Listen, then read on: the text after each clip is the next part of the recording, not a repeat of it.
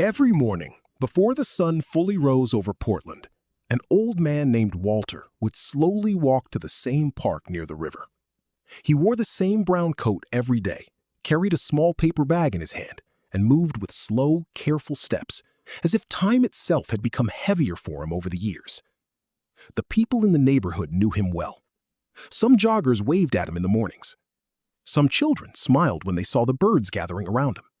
And every single day, without fail, Walter sat on the same old wooden bench beneath a large maple tree and scattered breadcrumbs across the ground.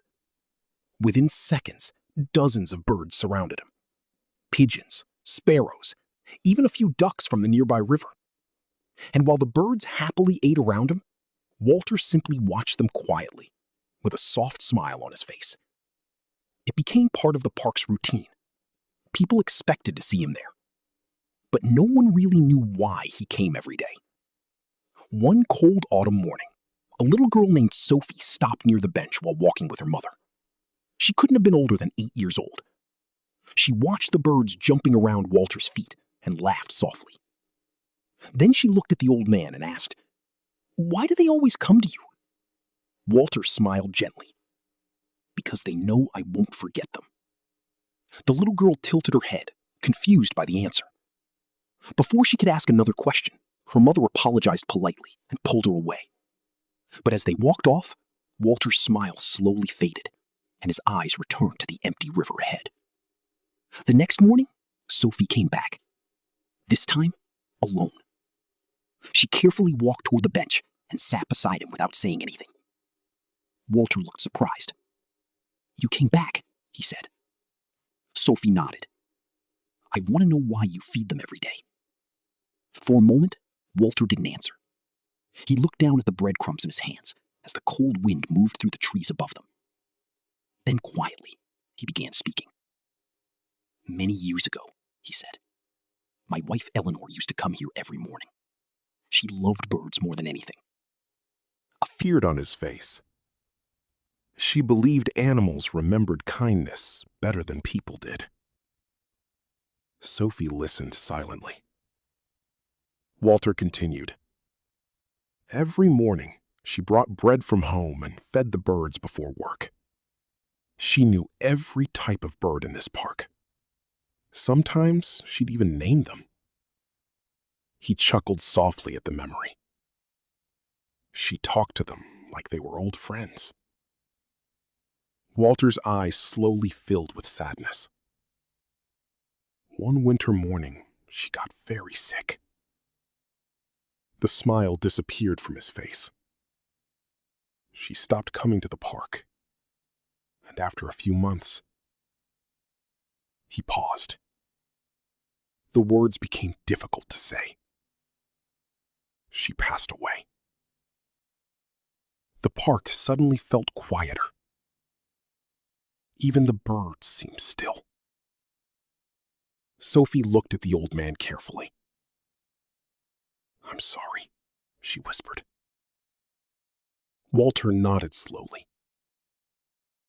The day before she died, she held my hand and made me promise something. He looked toward the birds gathered near the bench. She asked me to keep feeding them, so they would never wait for her and think she forgot them. A tear rolled down Walter's cheek, but he didn't wipe it away. "So I came back the next morning," he said softly, "and I've been coming here every day since." Sophie looked around at the birds covering the ground. "All this time, you were doing it for her?" Walter smiled. "No," he said gently. "I was doing it for love." Days turned into weeks, and Sophie started visiting Walter every morning before school. Sometimes she helped him scatter breadcrumbs. Sometimes they simply sat together in silence, watching the river flow beside the park. And slowly, Walter didn't seem as lonely anymore. People in the park began noticing the little girl beside the old man every morning. Some smiled when they saw them laughing together while birds circled around their bench. For the first time in years, For the first time in years, Walter looked happy again. But one snowy morning, Walter never came. The bench beneath the maple tree remained empty. The birds still gathered there, waiting. And so did Sophie. Minutes passed, then hours. But Walter never arrived.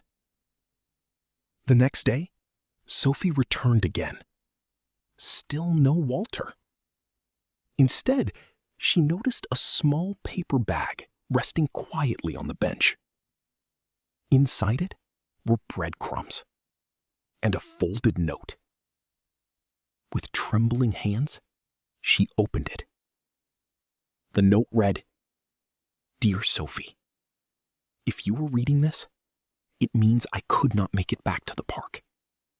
But thank you for reminding an old man that life can still feel warm after loss. The birds still need someone. Maybe now they can wait for you. Walter."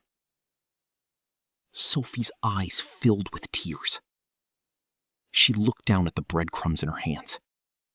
Then slowly, she stood up from the bench and scattered them across the ground. Within seconds, the birds came running toward her. And as snow quietly fell around the empty bench beneath the maple tree, Walter's promise lived on.